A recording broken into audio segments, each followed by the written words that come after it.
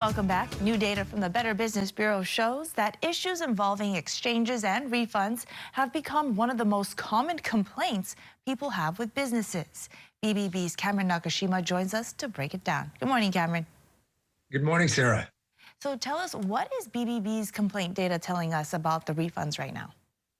Yeah, absolutely. So what we're seeing right now is a shift. So the biggest issue is no longer just a bad product or a service you had with a business, but it's actually what's happening next after that experience. So we took the last 2 years of data, so to the past 24 months, and we found that complaints were far and away the most I'm sorry, that refunds were far and away the most complained about category when it came to that complaint data. So, and this is, it can be products that people are purchasing online, in person, but it could also be the services that people are having and the experiences that they're having that they're not able to get the money back for, or even do an exchange when they thought that that was how it was supposed to work, given the terms that they were presented with.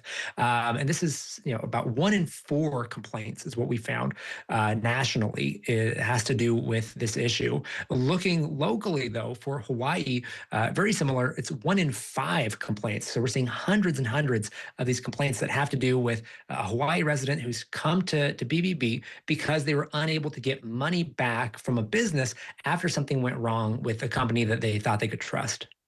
So when this does happen, what does this actually look like for us shoppers here in Hawaii? So it usually starts with something simple, right? So a product shows up damaged. Maybe it never arrives at all. Maybe you had a service that you paid for upfront and it was canceled, right? So these are kind of simple situations that we all think we know how to deal with on our own. But then that's when things start to kind of break down. The business starts to push back. So a couple of examples of this: customers tell us that they are stuck waiting weeks with no update from the business. They're being asked to resubmit information that they've already submitted.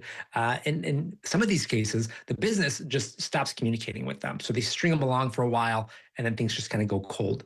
Others report being offered a credit back for something that they had paid, big money for, and it's maybe like a future service or a future product, but they're not really getting back their money, and they're being forced to continue to do business with this company that they're not having a good experience with. And then just other times, in many of these cases that we hear about, just those refund policies, those exchange parameters, they're not clearly being communicated or articulated at time of purchase or before purchase, and that leaves a lot of these consumers feeling like they've been taken advantage of, ignored, or manipulated after the fact.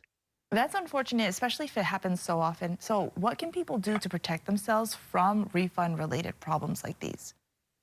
Yeah, so there's a couple of things that you can do that will help decrease the likelihood of you running into one of these issues, or that can help you overcome these issues if they do arise. So the number one is to understand the refund policies before you buy.